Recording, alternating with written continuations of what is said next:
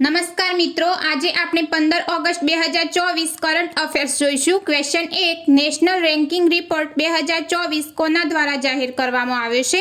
Answer છે શિક્ષણ મંત્રાલય। ક્વેશ્ચન 2, તાજેતરમાં કઈ સંસ્થાએ centre for Narmada river basin management C Narmada નામનું નવું કેન્દ્ર બનાવ્યું છે? આન્સર છે આઈઆઈટી ઇન્દોર અને આઈઆઈટી ગાંધીનગર। ક્વેશ્ચન 3, તાજેતરમાં વન ઇન્ડિયા વન ટિકિટ પહેલ કોના દ્વારા શરૂ કરવામાં આવી છે?